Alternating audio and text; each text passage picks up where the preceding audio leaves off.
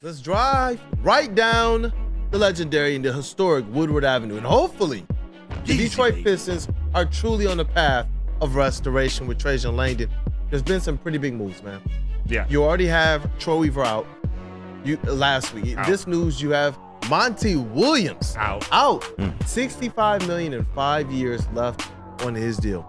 Obviously, this won't hurt the cap sheet for the Detroit Pistons and what they're able to do in free agency, but it does show just how big a miss things were. Because Troy Weaver, we don't know necessarily the value of his contract, but he also got a contract extension a couple years ago. Yeah. So there's a lot of money that's out there on the table right now.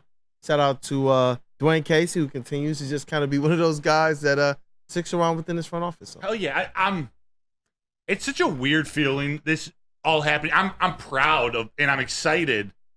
Maybe proud is a better word for Tom Gores for, realizing something's wrong and pivoting quick, like eating it, eating the bag. He did it with Blake Griffin too.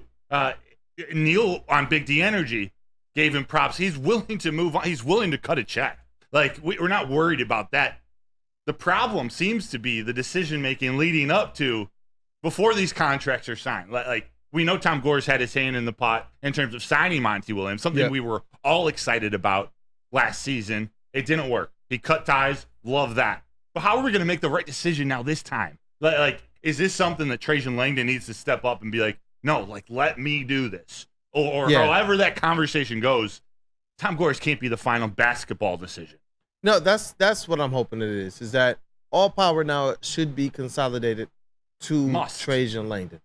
If that's happening, then you're going to have one single vision, one single voice, and everybody working to make sure that vision comes to life. That's what I'm hoping. So that then when you're going out there to select a GM, or if you're going out there to select a head coach, that you know that they're going to come in to run your system. Everything will be cohesive.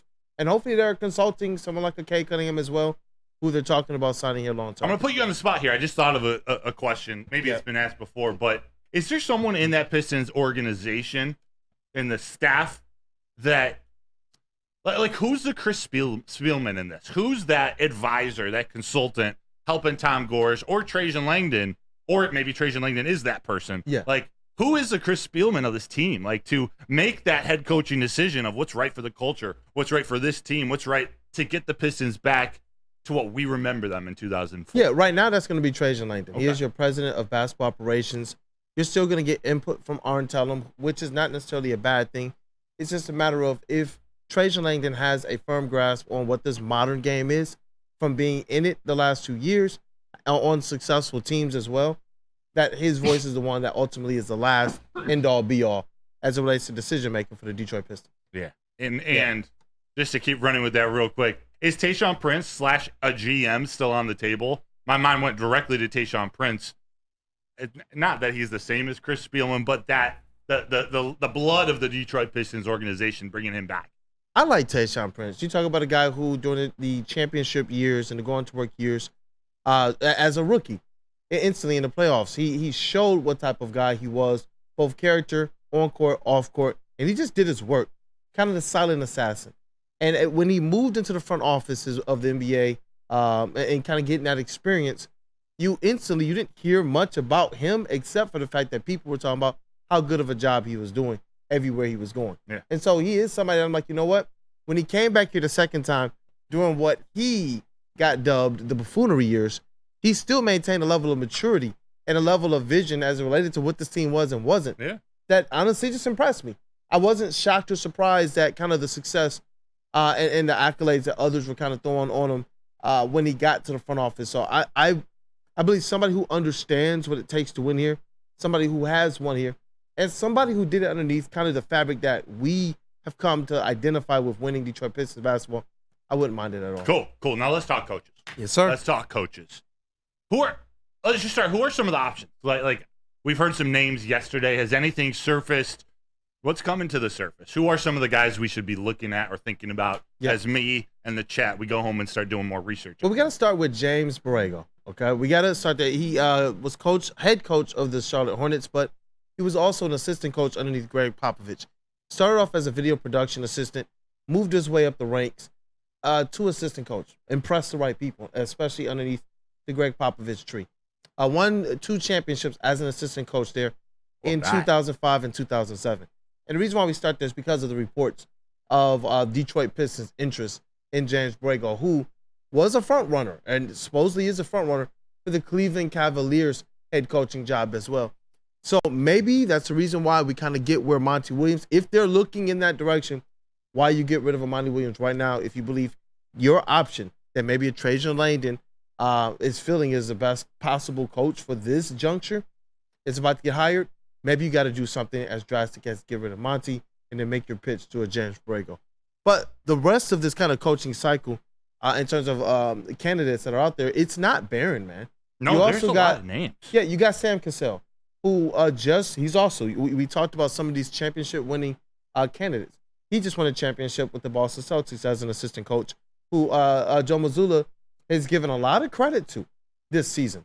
So Sam Cassell, I know that's somebody who a lot of people over the past couple of days have put in the chat, hey, what about a Sam Cassell type?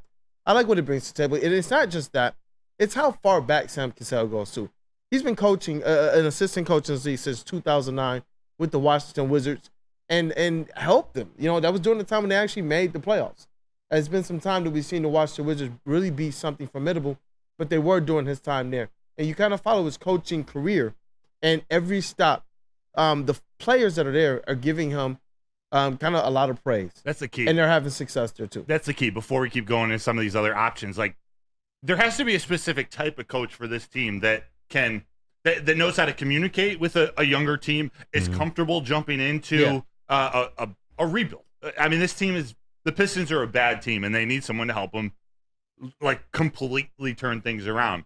So, and the timeline's got to fit. Like, are they willing to get through a couple tough years? Like, there are a lot of different pieces to this, but I think being able to connect with this younger team, being able to connect with Cade and what you put around him is as important as anything. And I know some of the guys on this list have some, I don't know, concerns or history with not gaining respect from locker rooms and whatnot. So I just want to make sure that whoever they choose, whoever we're talking about, we're making sure that they fill some of those boxes. It seems like Sam Cassell is respected, both from being a player, a championship-winning player, also being an assistant coach for a long time. Long-term assistant coach. Yep. So he's been through it. Like, he's put in his time for this role, too. Yep, definitely has. And James Borrego, he's been in a couple different coaching trees, Monty Williams, Willie Green, and Greg Popovich.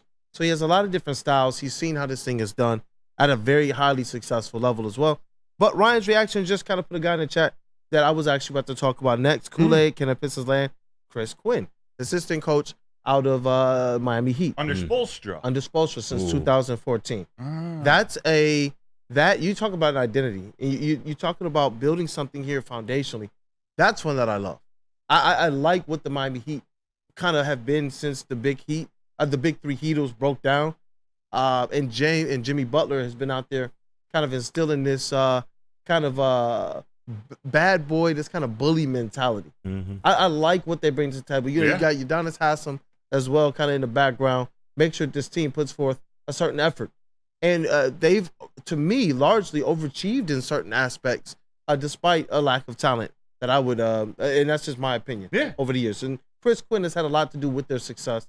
And so I don't know what the Pistons' chances are of landing a Chris Quinn, because, again, you got to think from their perspective, why do you leave a situation like this right now when there may be better opportunities, more stable opportunities that open up over the next year or two? See, he seems like he's one of those guys that almost Ben Johnson, like, not to compare him exactly to Ben Johnson, but it might be worth just waiting for the right opportunity. Like, jobs in the NBA, we saw Dwayne Casey's job open up in Toronto, a championship caliber team. So someone like that, or, you know, I don't know enough about Chris Quinn to say someone like that, but someone who doesn't need to jump into a bad situation. Like I'm down to learn another year under Spoelstra. I like hearing that some of these guys at the top of this list worked under Spoelstra and Pat Riley, worked under Popovich in San Antonio. And I want some of that DNA here. I do. In and Detroit, with Chris Quinn, I also wonder, when you look at kind of the structure of the Miami Heat organization, Spoelstra, he's going to be somewhere high up in the front office whenever he wants to retire from coaching. Where does that land Chris Quinn? And if he knows that eventually he could be a head coach in an organization that's been solidly run for a lot of years, and you're taking kind of the head coach who's had some influence as well in front office, in the front office as well, decision making.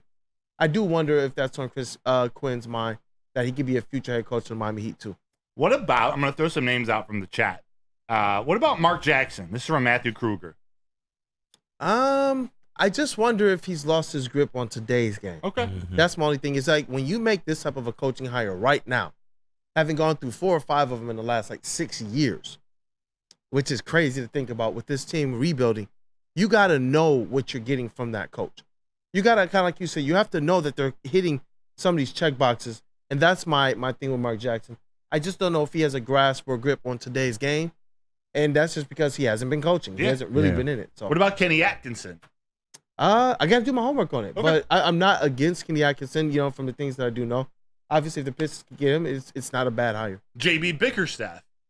That's my guy. That's a good one. He coached the Cavs that year. Yeah.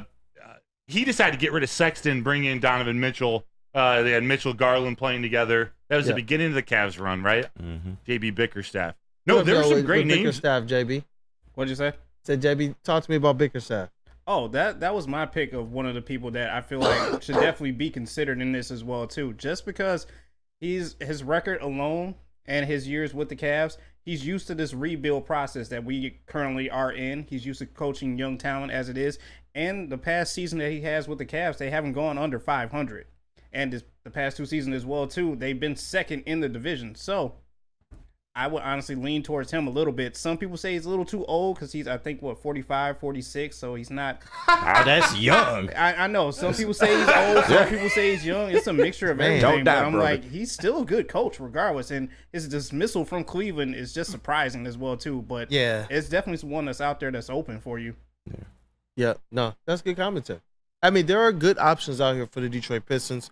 It's just a matter of if the Detroit Pistons can present themselves as a good option as well. Yeah. Obviously, I know people have talked about Jerry Stackhouse. I've talked about Jerry Stackhouse and Chauncey Billups. These are 2 people who, at the beginning of their coaching careers in college for Jerry Stackhouse and in the pros for Chauncey Billups, started off good. Chauncey Billups said he didn't really want to coach a young team, and I can understand that as well. As you're getting your feet wet as a head coach, you probably want a little bit more experience. Then But both of their programs went down. Yeah, Portland became a young team from underneath Chauncey. Yeah. And it went completely young. And they're talking about potentially trading a Jeremy Grant. And with Vanderbilt, we know that eventually Jerry Stackhouse was dismissed there because the program just couldn't keep up the success that he had at the beginning of his tenure there. So, they are there. They are options. They do have kind of the fabric of what it means to be a Detroit Piston. But, time will tell to see what type of candidate they actually are for this job.